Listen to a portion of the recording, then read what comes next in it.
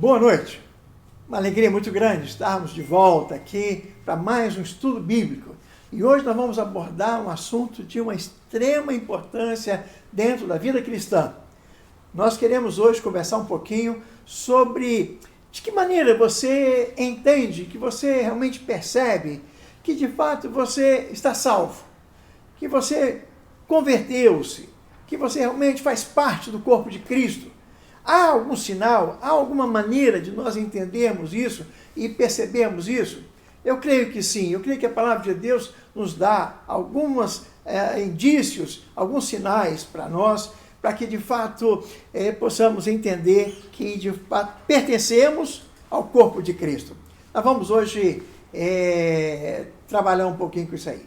Mas antes, eu queria só falar duas coisas bem interessantes. A primeira coisa que eu quero falar para vocês é o seguinte: estou muito feliz com a nossa igreja. Semana passada nós tivemos aqui na igreja um culto abençoado, domingo à noite, na escola dominical, um almoço na igreja, uma feira missionária. Parecia igreja de gente grande, muito bom, muito perfeito. Todas as barracas funcionando perfeitamente, as pessoas cooperando, acima da expectativa.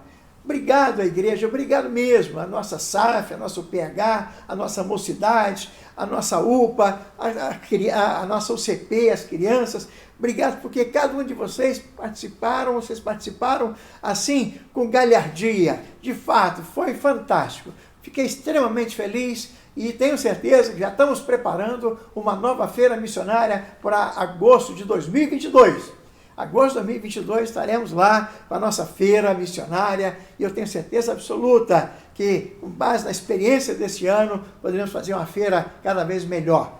Você não pode ficar fora da área missionária, porque missões é a função principal da igreja.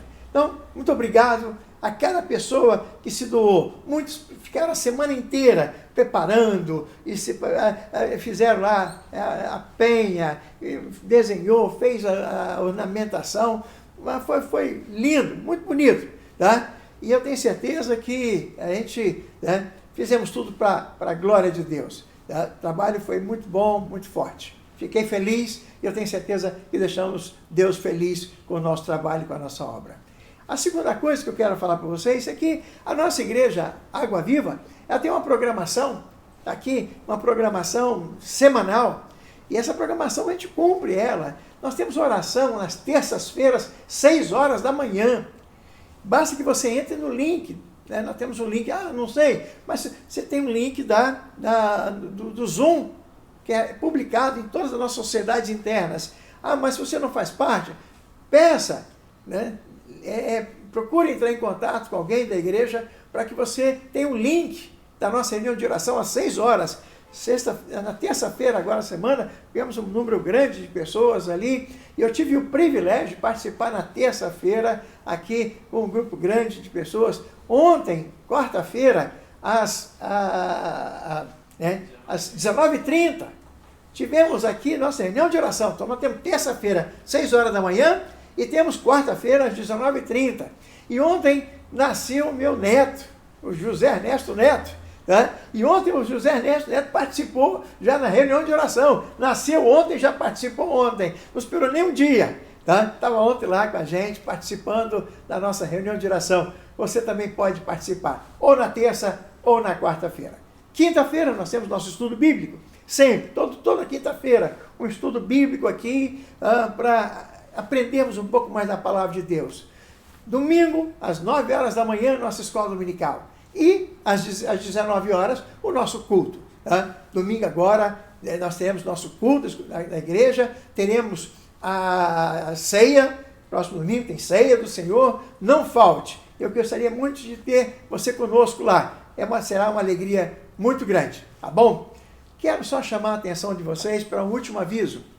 E eu queria convocar mais uma vez, a nossa igreja, o povo evangélico de maneira geral, para que possamos participar no dia agora 7 de setembro, próxima terça-feira, lá na Praça do Papa, né? Uma manifestação, vamos estar orando, vamos estar ali suplicando, pedindo, intercedendo a Deus pela nossa nação. Eu espero que nós, evangélicos, o povo de Deus e o Brasil como um todo, estejamos orando pela nossa nação, orando para que Deus restaure, restabeleça a nossa... É isso que nós queremos, é isso que nós precisamos, é isso que nós ansiamos e realmente trabalhamos para isso. É para que Deus abençoe o nosso país. Estaremos lá, se Deus quiser, e eu conto com a sua presença de todos ali na próxima terça-feira, às 14 horas. Tá bom? Na segunda-feira, às 19h30, na Igreja Assembleia de Deus, nós vamos ter lá de Assembleia de Deus, ali de Mata da Praia. Fica perto daquela maternidade Santa Mônica, aquela subida ali, um pouquinho mais para frente. Nós estaremos ali orando, uma reunião de oração da liderança. Mais de 300 líderes, pastores, líderes de ministérios já confirmaram a presença. Nós vamos estar na segunda-feira orando pela nossa nação. Nada de política, nada de conversa. Nós vamos estar ali de joelhos orando, intercedendo, como liderança evangélica, orando pelo nosso Brasil, pelas nossas autoridades, orando para que Deus realmente haja em nossa nação. Esse é o nosso papel, essa é a nossa obrigação, de orarmos pela nossa nação. Então, segunda-feira, reunião de oração, terça-feira, na Praça do Papa. Vejo você lá. Vamos orar um pouquinho? Antes de orar, eu gostaria de ler um texto aqui, que está lá no Salmo 18, a partir do versículo 18, que diz assim para nós: assaltaram-me no dia da minha calamidade, mas o Senhor me serviu de amparo. Trouxe-me para um lugar espaçoso, livrou-me, porque Ele, Deus, se agradou de mim. Retribuiu-me o Senhor segundo a minha justiça, recompensou-me conforme a pureza das minhas mãos, pois tenho guardado o caminho do Senhor e não apartarei perversamente do meu Deus. Eu fico impressionado com o salmista porque ele se mostra alguém que precisa do amparo de Deus. Nós precisamos desse amparo de Deus. E ele, de maneira nenhuma, ia se apartar, ele se compromete a não se apartar dos caminhos de Deus. Eu acho que nós precisamos ter consciência clara de que Deus morreu naquela cruz, Jesus morreu na cruz para nos salvar. Nós não podemos nos distanciar dos caminhos de Deus. É isso que o salmista pede aqui. E é por isso que nós vamos orar nesse instante. Pai querido, louvamos o teu nome, porque cada dia que passa nós percebemos e entendemos que o Senhor realmente nos guarda, nos protege, nos ajuda. Ó Deus, precisamos do Senhor desesperadamente. Sem o Senhor nós não somos nada. Por isso, Pai, atende a nossa oração, ouve o nosso clamor, ouve, Senhor Deus, atende as nossas necessidades. Precisamos, Pai, que o Senhor realmente venha e traga paz ao nosso coração, harmonia às nossas famílias, de maneira, Senhor Deus, que possamos caminhar sempre na Tua direção, apesar de todas as dificuldades.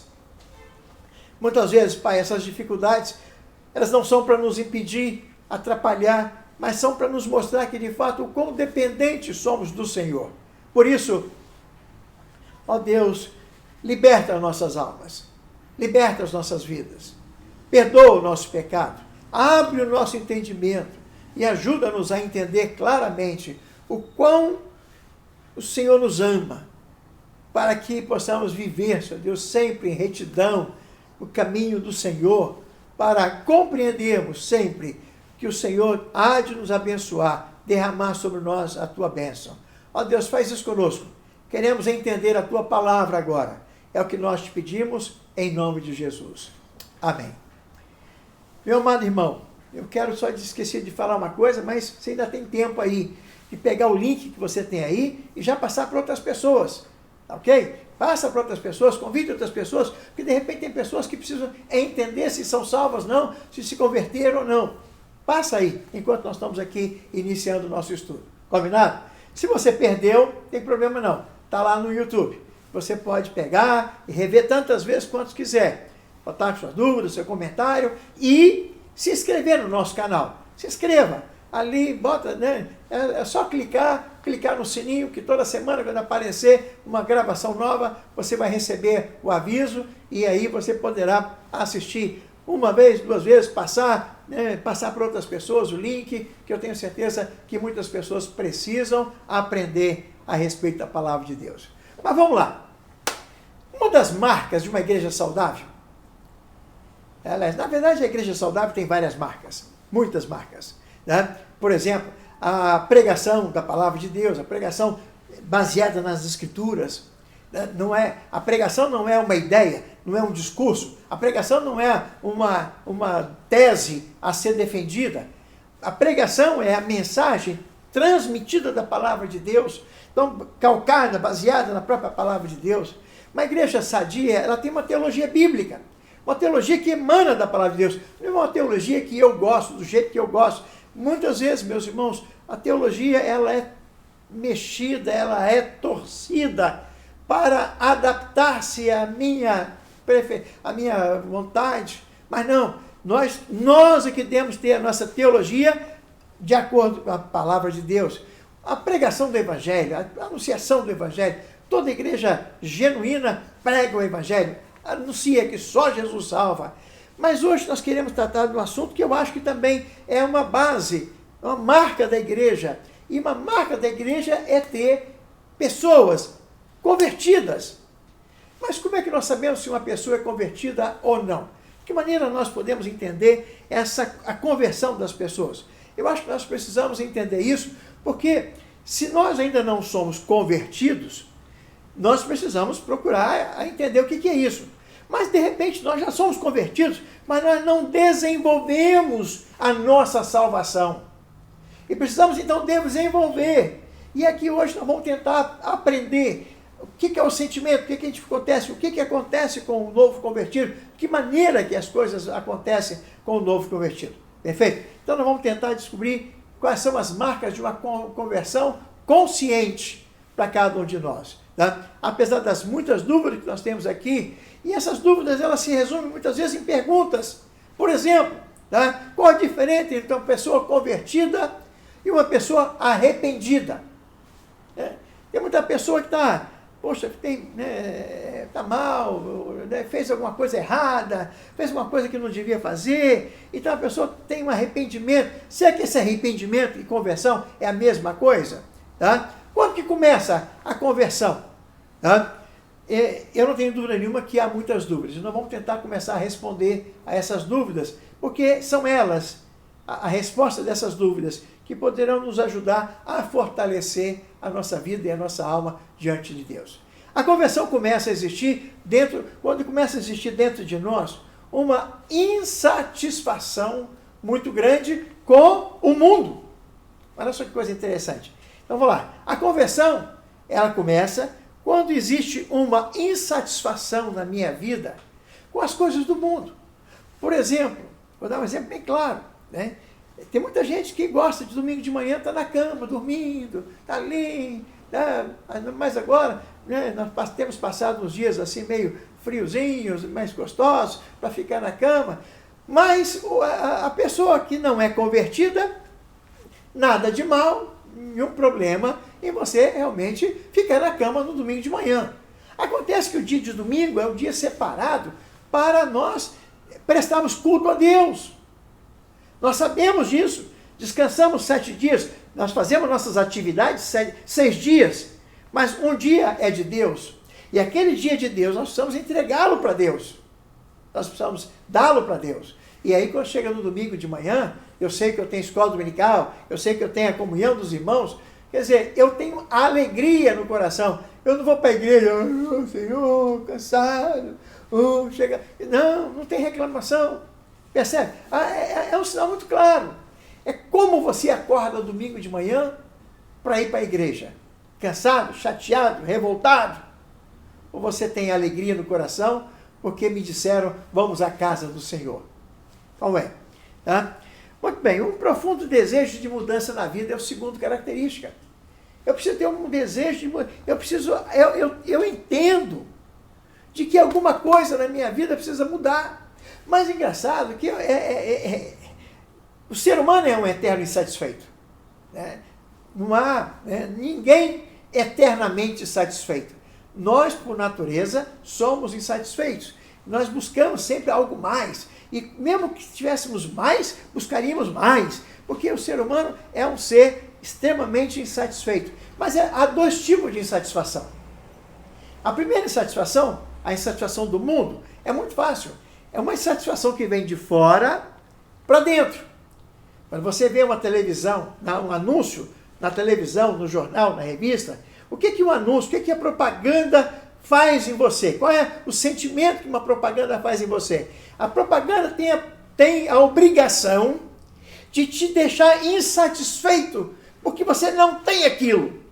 Eu não tenho aquele carro, eu não tenho aquela casa, eu não tenho aquele telefone, eu não tenho aquela internet, eu não tenho aquela camisa, eu não tenho aquela calça, eu não tenho aquele sapato. Então, a propaganda deixa você insatisfeito porque você não tem aquilo e você fica naquela sofreguidão para ter.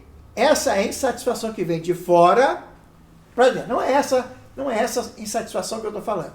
Eu estou falando de uma satisfação que vem de dentro para fora. É uma satisfação de impotência, que todos nós assim nos sentimos perante Deus, perante o pecado, perante tudo aquilo que Deus fez. A gente para pensar assim, poxa, como é que Deus fez tudo isso comigo, quando eu ainda era pecador? Quer dizer, a bondade de Deus é algo tão tremendo. E como é que eu vou recompensar? Como é que eu vou fazer para mostrar para Deus aquilo que eu sou? Tá? Então, essa insatisfação, a conversão é exatamente, ela nos causa essa insatisfação de dentro para fora, de que maneira que eu vou ser grato, né?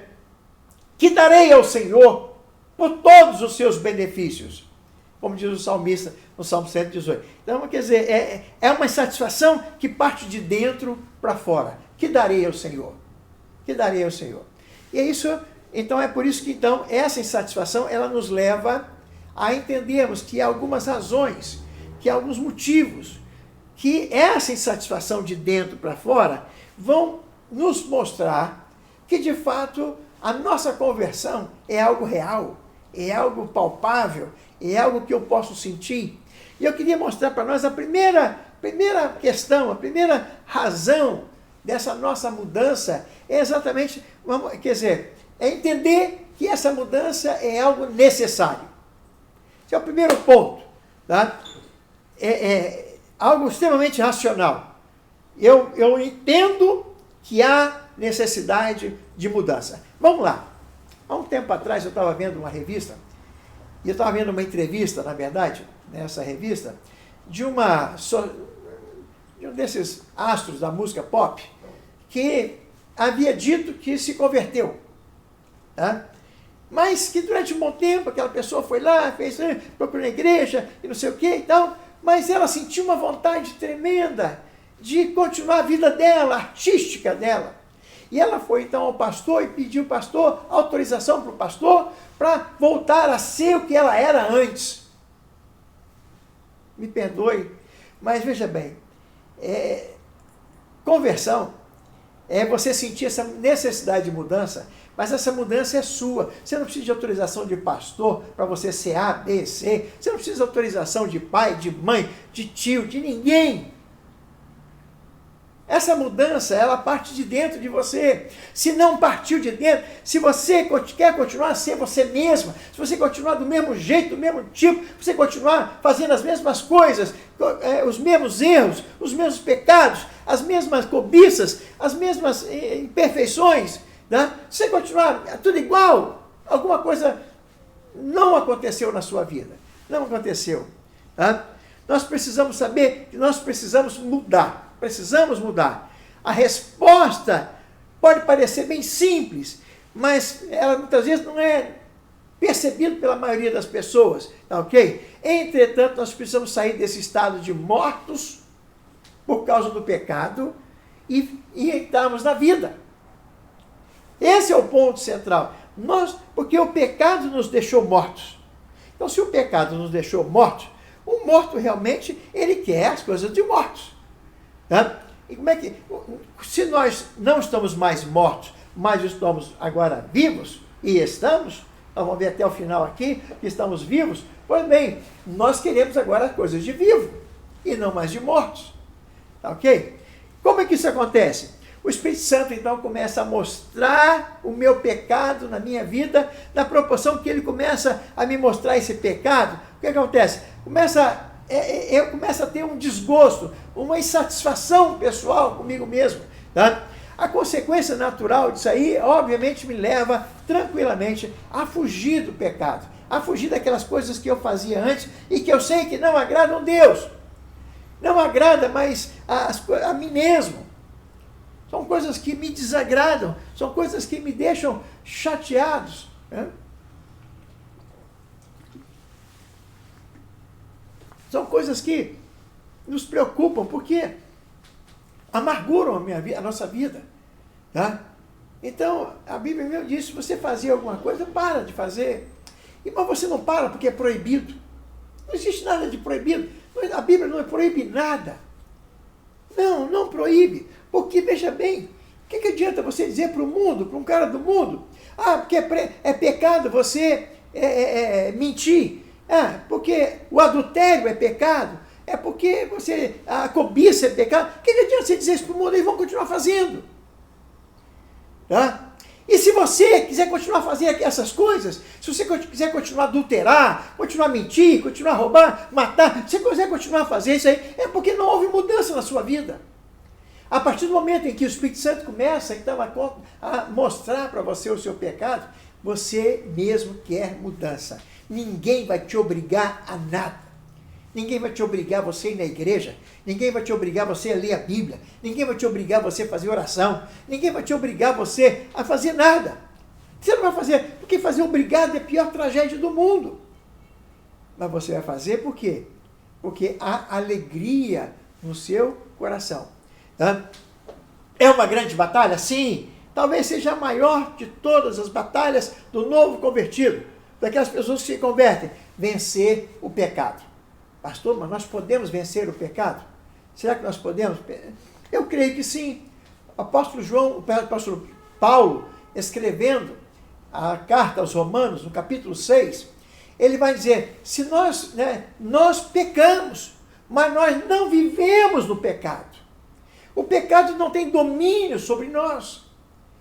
João, capítulo 1, Epístola de João, capítulo 1, diz assim, se nós dissermos que nós não pecamos, nós mentimos, nós pecamos. Mas o que acontece? Quando eu peco, há uma sensação terrível no meu coração de incapacidade. Eu sei que eu estou desagradando a Deus, eu fico triste com isso.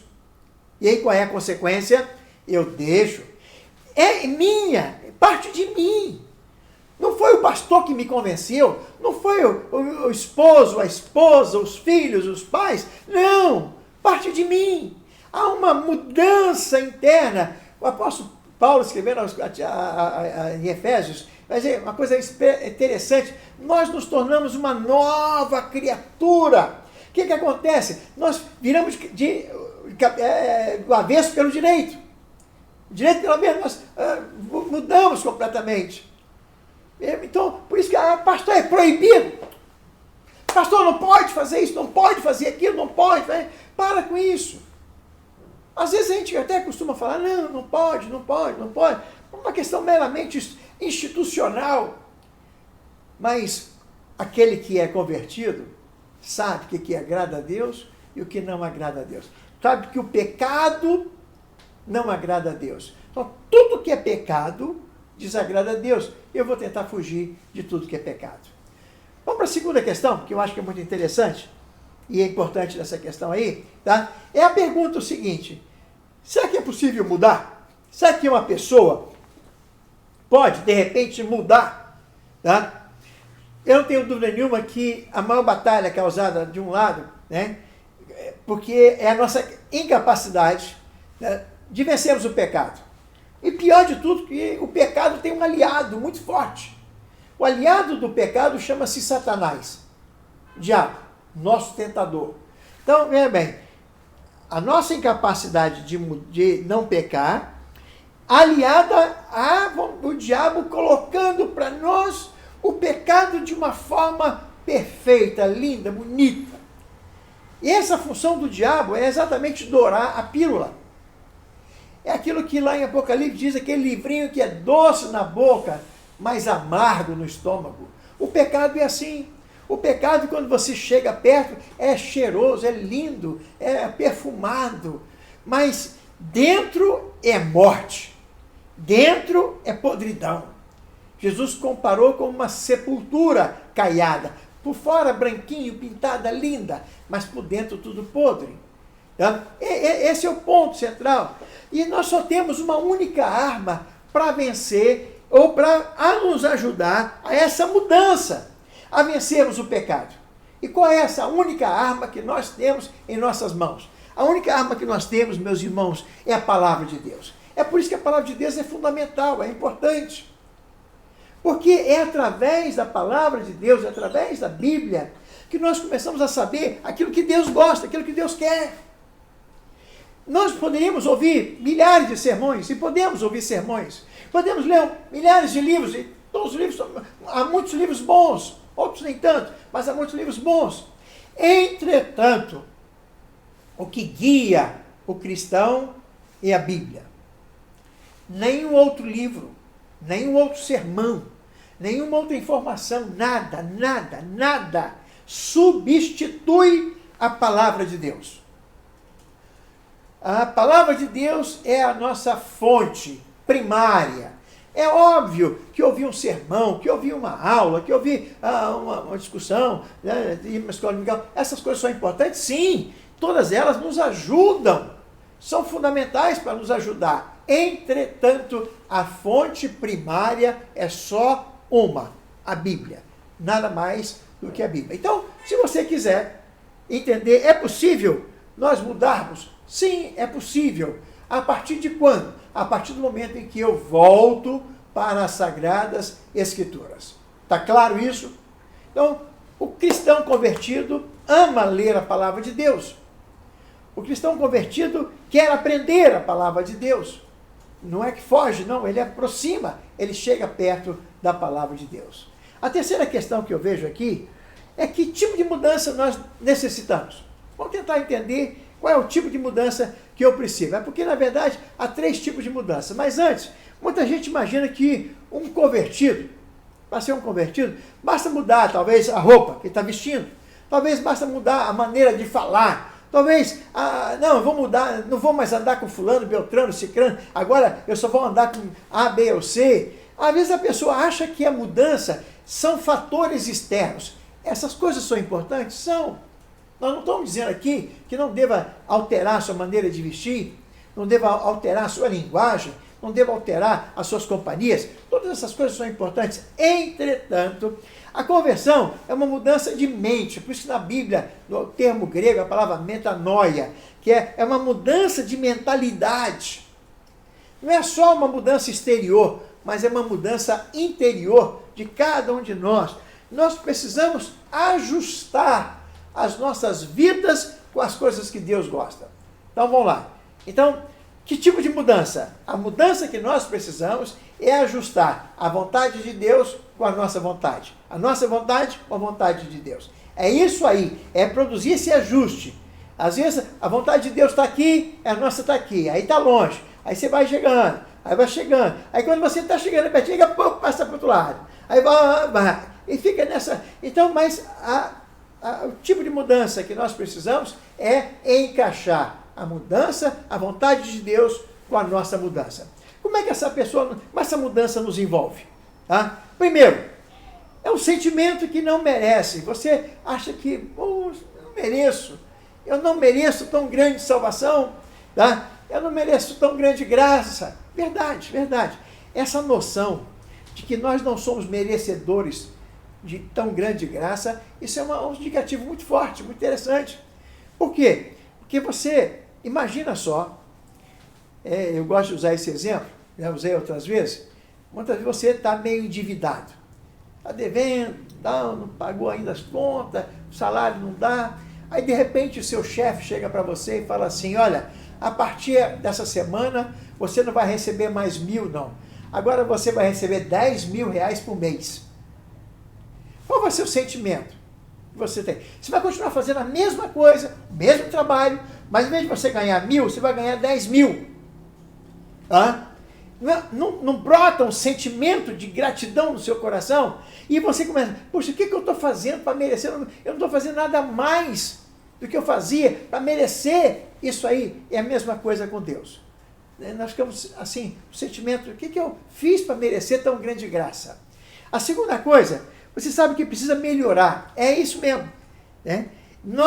Há dentro de nós, assim, mesmo sabendo que é humanamente impossível de melhorar, mas a gente tem uma convicção pessoal de que eu preciso amanhã ser melhor do que hoje. Depois de amanhã, melhor do que ontem. E assim sucessivamente. Eu tenho que procurar aprender mais a Bíblia, eu tenho que aprender mais a ler a Bíblia. Eu recebi hoje, não vou falar o nome, a pessoa que me mandou hoje conversamos pelo Zap, a pessoa sabe, da nossa igreja, tá? E falando que tem vontade de melhorar, de buscar mais a Deus, foi muito impactada pelas palestras sobre missões que nós tivemos na igreja. Perceber? Então, é isso mesmo. Você não sai de um mês de missões com palestras fantásticas, fenomenais, como nós tivemos ali, né? Você não sabe a mesma coisa. Você sabe que precisa mexer alguma coisa dentro de você, alterar, tem que fazer, tem que trabalhar. O seu vizinho que você precisa, evangelizar, seu colega de trabalho, seu colega seu primo, seu tio, sua família, você tem que fazer alguma coisa. Tá? Você tem que fazer alguma coisa, você tem que realmente melhorar a sua vida cristã. Esse é um segundo sentimento que é preciso, porque é o tipo de mudança que nós temos que fazer. Nós temos que saber quando merecemos, nós precisamos dar um jeito de dar um upgrade na nossa vida. Terceiro, nós temos que aprender a colocar nossa confiança em Cristo. Nós somos falhos, mas nós temos que aprender a colocar a nossa vida nas mãos de Deus. E isso não é fácil, porque nós temos assim a mania de controlar tudo. E tudo que acontece na vida, nós damos um jeito, mas nós temos que aprender a andar na dependência de Deus. Na dependência de Deus. Amados, esses tipos de mudança, elas são fundamentais para que nós entendamos que, de fato, houve uma mudança na minha vida. Houve uma metanoia na minha vida. Porque se nada disso acontece comigo, se eu não estou preocupado com quem está perdido, se eu não estou preocupado em ser grato, em ser humilde de coração, se eu não estou preocupado em colocar minha esperança no Senhor, né, alguma coisa está errada. Mas se eu tenho essas coisas, esses são sinônimos, são sinais de que, de fato, a minha vida, houve uma mudança na minha vida. A quarta e última questão, e a pergunta talvez mais difícil, é como que acontece essa mudança? Como que acontece? Tá? Talvez aqui esteja o centro de todo o ensino sobre a conversão. Ao mesmo tempo em que nós não podemos fazer nada, absolutamente nada pela nossa salvação, nós temos que fazer muita coisa depois da salvação. Eu gosto muitas vezes do pastor Nicodemos, Augusto Nicodemos, usou uma ilustração muito interessante. Quando você chega na porta da salvação, aí você vê escrito assim lá de fora da porta: vinde a mim todos vós que estáis cansados e oprimidos, que eu vos aliviarei. Aí você vê aquele convite, aí você entra. Aí quando você entra, aí na parte de trás da porta, você vê escrito aqui: se não fosse por mim, você não viria. Então é verdade, se não fosse pela morte de Cristo na cruz, nós não entraríamos naquela porta. Tá? A porta não depende de nós, mas agora, quando nós estamos no caminho, aí agora nós precisamos, assim, de certa forma, entender melhor como é que essa salvação atua em cada um de nós. E eu gostaria de usar algum texto bíblico, né, para nós entendermos melhor isso aí, bem rapidamente, diretamente. Nós vamos lá para Efésios, no capítulo 2, tá? Epístola de Paulo aos Efésios, no capítulo 2, tá? Eu queria que você abrisse sua Bíblia, mas o Felipe vai colocar aqui para nós o texto aqui no nosso telão, para você acompanhar. Tá? Porque, veja bem, a conversão age em nós de três formas diferentes. E está aqui bem claro, explicado aqui em Efésios capítulo 2, a partir do versículo 4 e 5. No versículo 4 e 5 vai nos mostrar o seguinte, diz assim, mas Deus, Efésios 2, 4 e 5, mas Deus, sendo rico em misericórdia, exclusivamente por causa do amor com que nos amou, estando nós mortos nos nossos delitos, nos deu vida em Cristo Jesus. Pela graça sois salvos. Veja bem, a primeira coisa que nós temos que entender aí é que Deus trabalhou em você. Você só está salvo porque Deus trabalhou, Deus operou na sua vida. Tá? Foi Deus, foi Jesus, foi Ele quem deu a sua vida para nos salvar. Não foi um ato pessoal, não foi um ato de escolha pessoal, não foi uma decisão minha. Você estava morto. Morto não pode decidir, morto não pode escolher, morto não pode definir absolutamente nada. O morto não define. Você estava morto espiritualmente. Pois bem, Ele vos deu vida. Então, a partir do momento em que Cristo vos deu vida, agora aí é diferente. Então, o primeiro passo que acontece é o seguinte, na sua vida, é que Deus trabalhou por você. Tá bom? Tá claro isso aí? Que foi Deus quem te salvou? Não há mérito nenhum, não há nada que você realmente diga assim, não, eu estou aqui porque não, eu aceitei, não, porque eu tomei a decisão, porque fui eu, porque um dia que eu te chamei lá, eu resolvi, eu entreguei minha vida, em absoluto, você estava morto, totalmente morto. E quem está morto não pode ter decisão, não pode tomar decisão nenhuma na vida. Todos os mortos não têm desejo. E eu gosto muito daquele exemplo de pastor Hernandes, quando ele diz que não há nada mais solene do que um corpo num caixão. É ali, terno, todo bonito, está todo ali fantasiado, está ali, mas está morto. Ele não tem desejo, não tem mais nada.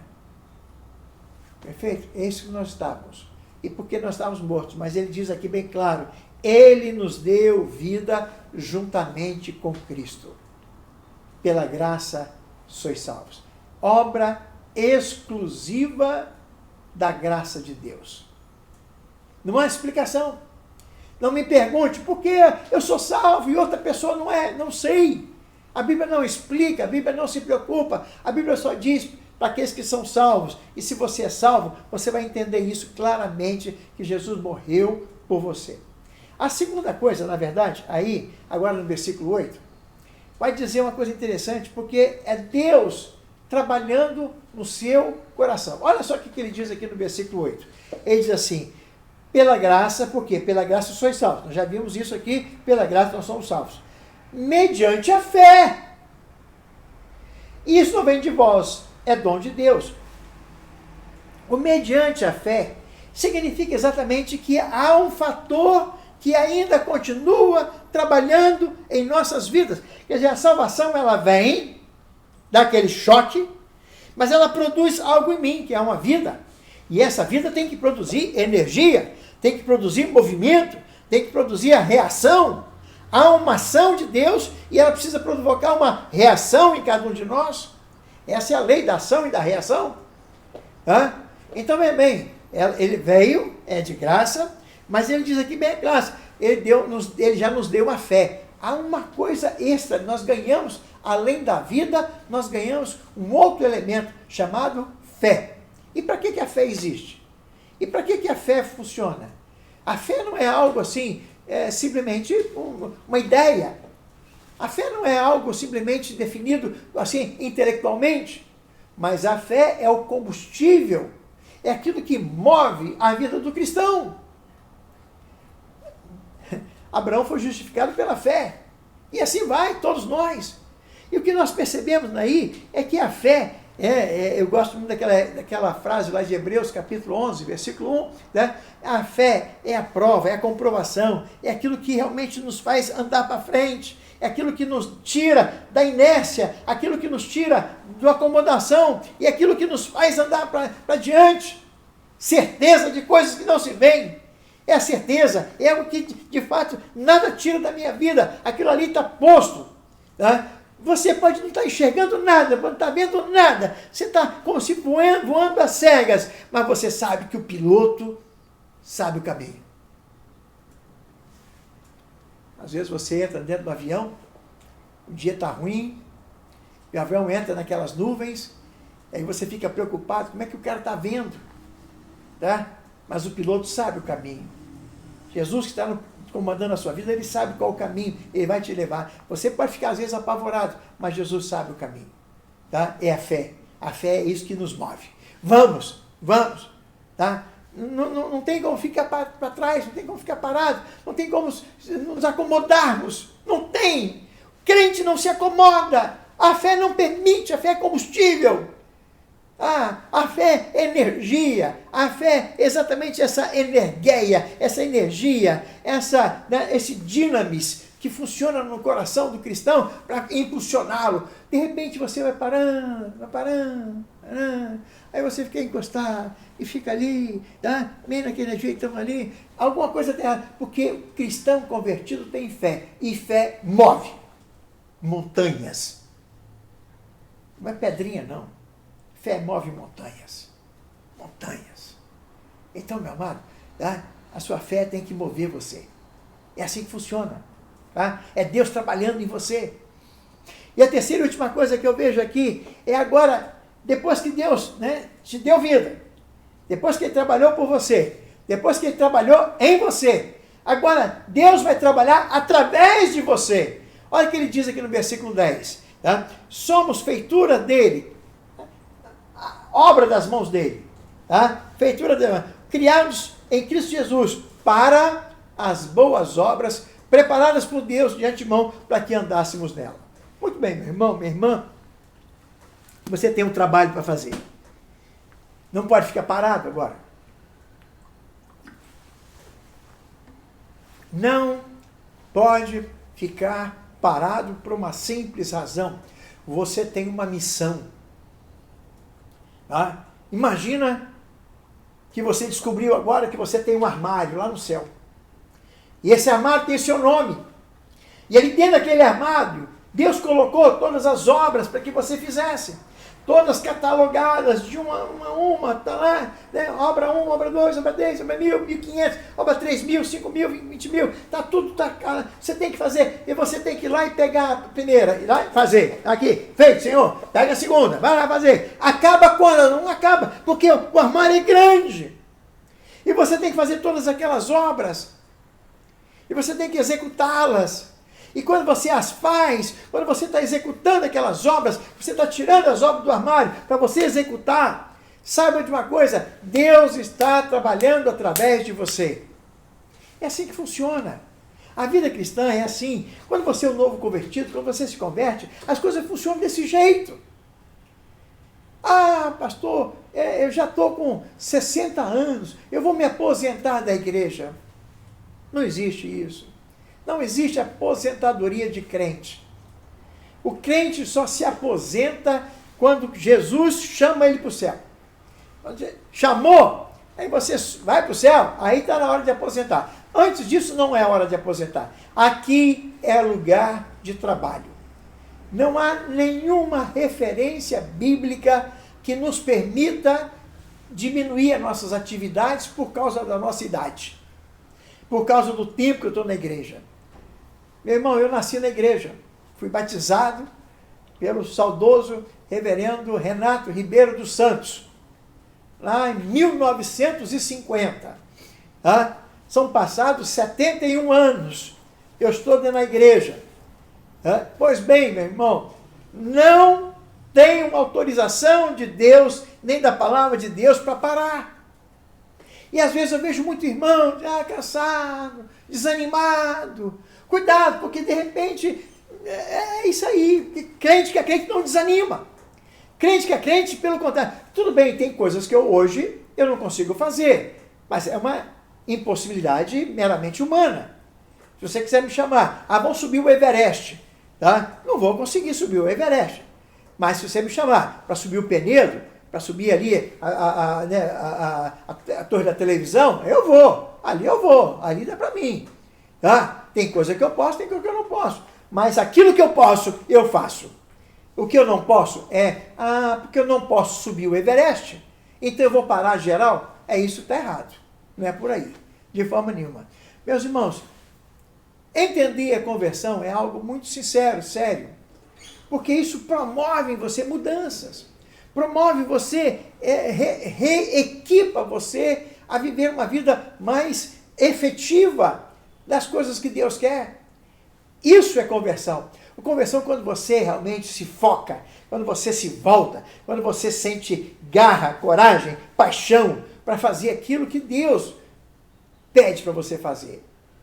Quantas pastas tem dentro do meu armário de obras para me fazer? Eu não sei, mas eu sei que tem muitas pastas e elas você não vai conseguir fazer todas, porque há mais talvez do que você consiga, mas você tem que fazer todos os dias, enquanto estiver aqui.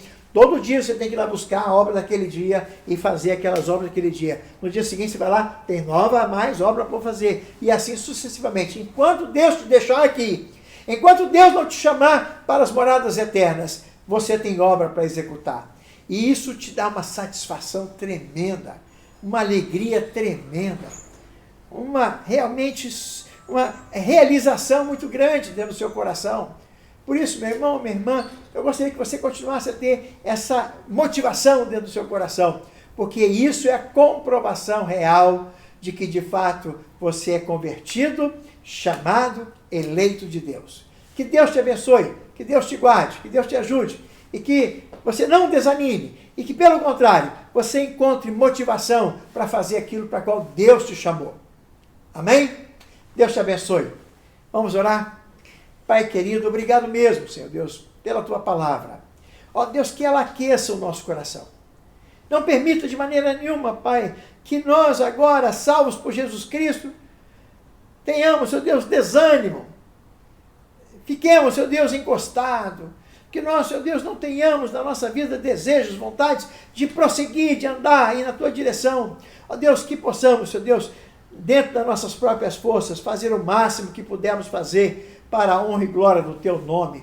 E quando chegar naquele dia que o Senhor nos chamar, nós ouvimos aquela frase: vinde benditos meu Pai, foste fiel no pouco, sobre o muito te colocarei. Ó Deus, que possamos realmente herdar na eternidade a bênção maior por termos obedecido a Tua palavra. Ó Deus, dá cada vez mais coragem, disposição para cada um de nós vivermos uma vida plena na Tua presença. Louvamos o Teu nome e te agradecemos em nome de Jesus. Amém. Deus te abençoe, meu amado irmão. Mais uma vez está aqui para você a nossa programação. Não procure a nossa igreja ou uma outra igreja perto de você, tá? Busque aí conhecer a palavra de Deus de maneira mais íntima, mais pessoal, tá? Estude mesmo, porque fazendo assim, tenho certeza você vai encontrar caminho certo para a eternidade. E você que quiser estar conosco no domingo, estaremos lá. Não se esqueça de orar pela nossa nação, orar pelos nossa liderança, nossas autoridades, porque isso é que Deus nos chamou para fazermos. Deus te abençoe e até a próxima semana. Um grande abraço, fique com Deus.